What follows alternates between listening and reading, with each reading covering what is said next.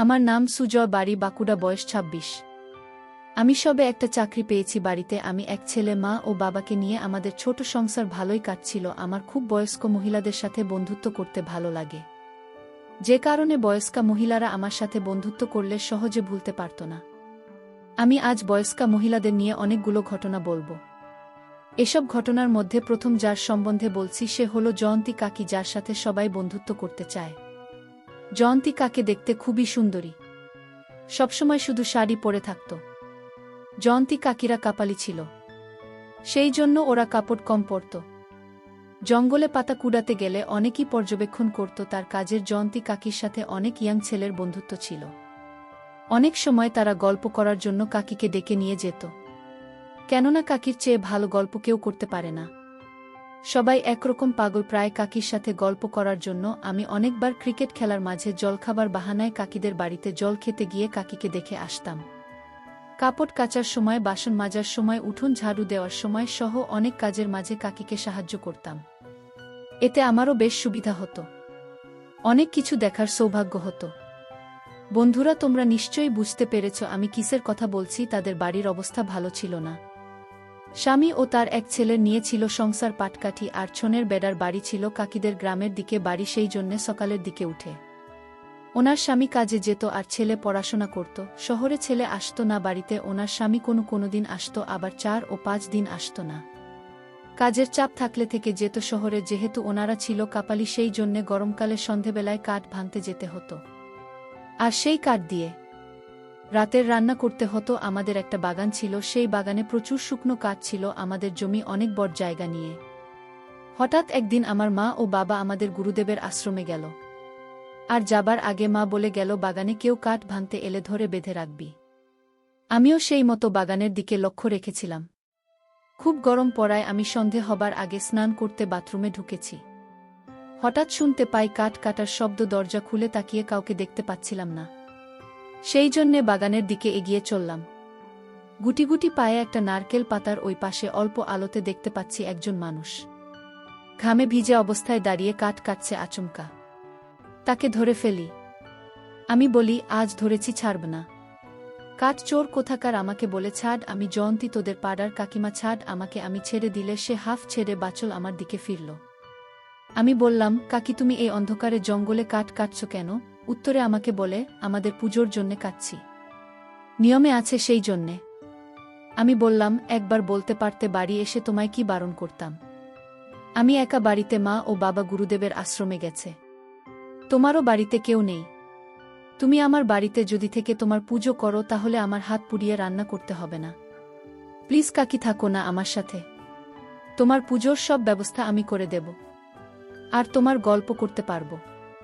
তারপর আমাদের বাড়িতে আসলো। স্নান সেরে কাকি পুজো দিচ্ছে ও রান্না করছে। আমি দাঁড়িয়ে দাঁড়িয়ে কাকির পুজো দেয়া আর রান্না করা দেখছি। অনেক ভালো লাগছিল। আমার রান্না করায় সাহায্য করার নাম করে কিছু কাজও করে ফেললাম। বন্ধুরা, ইউটিউবের করা নিয়মের কারণে এসব ঘটনা সরাসরি বলা যাচ্ছে না।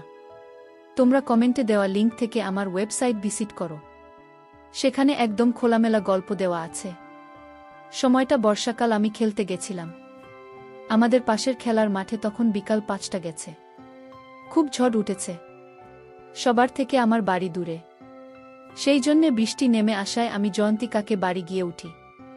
জয়ন্তী কাকে বাড়িতে একা ছিল, কেউ ছিল না।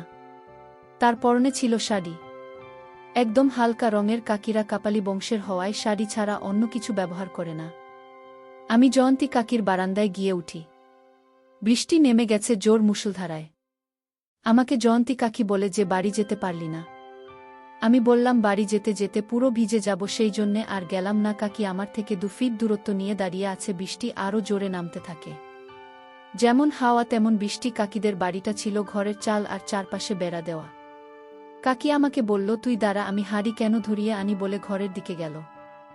আমি ঘরের দিকে চোখ যেতেই দেখি কাকি মাটিতে বসে হাঁড়িকেন জ্বালাতে ব্যস্ত। এরপর জয়ন্তী কাকে সন্ধ্যা দেবে বলে আমাকে বসতে বলল। বারান্দায় প্রদীপ জ্বালালো, আর ঘরেও হাঁড়িকেনের আলোতে ঘর পুরো আলোকিত হয়ে আছে। কোনো রকমে উঠে কাপড় ঠিক করে বৃষ্টির মধ্যে বেরিয়ে বাইরে গেল। কোনো ছাতা ছাড়া একটু পরে এসে বলল, তুই বাড়ি যাবি না? আমি বললাম, বাড়িতে কেউ নেই। জিজ্ঞাসা করল, কোথায় গেছে? আমি বললাম, মা মামার বাড়িতে। আর বাবা কাজের সূত্রে বিদেশে। সেই কথা শুনে বলল, তাহলে তোর খাওয়া দাওয়ার কি হবে? আমি বললাম, ওই নিজেই যা পারছি তাই করছি। আমি কাকিকে মিথ্যে বললাম, কারণ আমার খাবার হোটেল থেকে আসে প্রতিদিন আর কলেজ ছুটি, তাই বাড়িতে একা থাকার সিদ্ধান্ত নিয়েছি। জয়ন্তী কাকি এটা শুনে বলল, তাহলে তুই খেয়ে যাস। আমি বললাম, কি খাব? কাকি বলল, ঘরে কিছু খাবার আছে, খেয়ে নে পর। কাকি সন্ধ্যা দেবে বলে হাতে একটা প্রদীপ, ধূপ ও জল নিয়ে চারিদিকে ছাটাতে লাগল, আর তার হাঁটা চলার জন্যে কাপড় অগোছালো হয়ে যাচ্ছিল, কিন্তু সেদিকে তার খেয়াল নেই। আমার বেশ অস্বস্তি হচ্ছিল। তাকে সন্ধে দিয়ে পুজো সেরে পা ধোবার জন্য বাইরে এগিয়ে গেল। আমার হাতের প্রদীপটা নিভিয়ে হঠাৎ এক ঘটনা ঘটে। বসল কাকি পা ধুতে গিয়ে বৃষ্টির কাদায় পা পিছলে বারান্দার বাইরে পড়ে গেল, চিৎকার করে উঠল, বলল, ও মা গো, মরে গেলাম গো। আমি তাকিয়ে দেখি কাকি পুরো কাদায় পড়ে আছে আর ব্যথায় কান্না করছে। আমি গিয়ে কাদা থেকে টেনে তুলতে গিয়ে পুরো ভিজে গেলাম। কাদাও লেগে গেল। কাকি ভারী হওয়ায় আমি তুলতে পারছিলাম না, কষ্ট করে তুললাম। কাকি আমাকে বলছে, খুব লেগেছে। আমি বললাম, কোথায়? কাকি বলল, কোমর, পা, হাত, পিঠ ও আরও বিভিন্ন জায়গায়। কাকির পায়ে লেগেছে বলে কাকি হাঁটতে পারছিল না। আমাকে বলল, তোর পিঠে করে নিয়ে চল। আমি কোনো রকমে জয়ন্তী কাকিকে ভরে এনে খাটে বসালাম, আর জিজ্ঞাসা করলাম, কাকি তোমায় কি একটু তেল মালিশ করে দেব? কাকি বলল, তুই পারবি। আমি বললাম, আমি দেখেছি তেল মালিশ করা, তোমায় আমি 1 ঘন্টার মধ্যে সুস্থ করে দেব। তো আমি কাকির কথা মতো তেল নিলাম ও হাঁড়ি কেনে গরম করে প্রথমে কাকির পায়ে মালিশ করলাম। ধীরে ধীরে পায়ের ব্যথা একটু কমতে শুরু করেছে বলে কাকি ঘুমিয়ে পড়ল, আর আমিও সুযোগ বুঝে কাজ করে নিলাম। বন্ধুরা, ইউটিউবে করা নিয়মের কারণে এসব ঘটনা সরাসরি বলা যাচ্ছে না। তোমরা কমেন্টে দেওয়া লিঙ্ক থেকে আমার ওয়েবসাইট ভিজিট করো, সেখানে একদম খোলামেলা গল্প দেওয়া আছে। পরের দিন ছিল দুর্গাপুজোর 1 মাস আগের বর্ষাকালের সময়। আমাদের গ্রামে প্রচুর পুকুর ছিল। কেউ মাছ চাষ করত, কেউ জল জমিয়ে রাখার জন্যে ছোট ছোট ডোবা কেটে রাখত জমিতে জল দেওয়ার জন্যে। কিন্তু সেই পুকুরগুলোতে মাছও হতো প্রচুর, তবে ছোট ছোট মাছ হতো বলে অনেকেই ধরত না। আর বর্ষাকালের সময় অনেক বাপের ভয়ে যেত না, কিন্তু কাকি ছিল কাপালি, তাদের কাজ ছিল মাছ ধরে খাওয়া ও জঙ্গলে কাঠ কুড়ানো, তাদের কেউ মানা করত না। তারা গ্রামের ডোবার ধরে ফেলা মাছ কাদা ছেজে ধরতে যেত। এরকমই একটি ঘটনা জয়ন্তী কাকির সাথে ঘটে। আমাদের গ্রামের বাইরে, মানে ধান ক্ষেতের মাঠের মধ্যেখানে ডোবা কেটেছে। নতুন কাটা ডোবা, নতুন মাটি, তারপরে বৃষ্টি অনবরত পড়ছে। ওই ডোবার আশেপাশে কেউ ভয়ে যাচ্ছে না, কারণ একবার পিছলে পড়লে আর তোলার কোনো লোক পাওয়া যাবে না। একদিন সকাল থেকে বৃষ্টি পড়ছে। আমার বাড়ি গ্রামের শেষ প্রান্তে। আমার বাড়ির আশেপাশে কোনো লোকজনের বাড়ি নেই। আমি রোজকার মতো বিকেলে মাঠের জল দেখতে যাই। ধান গাছের জমি ডুবে গেছে কিনা সেটা চেক করতে চাই। পরনে একটা হাফ প্যান্ট ও গেঞ্জি, মাথায় ছাতা। আকাশে মেঘের কারণে বিকালবেলা অন্ধকার অন্ধকার হয়ে গেছে। আমার বাড়ি থেকে 2 কিলোমিটার আমাদের জমি। হঠাৎ কে যেন ডাকাডাকি করছে। আমি ভাবলাম, এই ফাঁকা মাঠে কোনো মেয়ের গল্প পাওয়া অসম্ভব। পরোয়া না করে আমি আমার কাজ করছি। বৃষ্টি পড়ছে, মাঝারি 2 জমি পরে দেখি ডোবা থেকে কাদা ছুঁড়ে পাশের জমিতে ছুটছে মেয়ে মানুষের গলার আওয়াজ শুনে আমি এগোলাম। কাছে যেতেই দেখি কাদা মেখে ভূত একটা মহিলা। শরীর দেখে আন্দাজ করতে পারছিলাম না কে উনি, তবে বয়স 40-এর কাছাকাছি লাগছিল। আমি আওয়াজ দিলাম, কে তুমি? সে ভয়ে বলতে পারছে না, আর ডোবা খারাপ হলে উপরে উঠতে পারছে না। বারবার আমাকে হাত দিয়ে উপরে ওঠাবার জন্য ইশারা করছে। আমি তাকে বললাম, আমার কাছে দড়ি নেই যে তোমায় তুলক। সে একটু বৃষ্টির জল খেয়ে নিয়ে আমাকে বলল, আমি জয়ন্তী কাকিমা। নামটা শুনে আমার চেনা চেনা লাগল। আমাকে বলছে, আমায় বাঁচা, আমি দুপুর থেকেই ডোবাতে পড়ে আছি, কাউকে ডেকে ডেকে পাচ্ছি না। আমি তাকে চিন্তা না করতে বলে দড়ি আনতে গেলাম। আমি কোনো মতে কাকিকে টেনে তুললাম। কাকি বলল, তুই না থাকলে আমার যে কি হতো? আমি কাকিকে বললাম, তোমার জীবন বাঁচলাম, তুমি আমাকে কিছু পুরস্কার দেবে না? তাকে বুঝে গিয়েছিল আমি কিসের পুরস্কার চাচ্ছি। প্রথমে কাকি দিতে চাইছিল আমার অনেক রিকোয়েস্ট, এরপর কাকি আমাকে পুরস্কার দিল, যেটা আমার জীবনের সেরা পুরস্কার ছিল। কাকার মধ্যে এরকম পুরস্কার পাওয়া আসলেই ভাগ্যের ব্যাপার।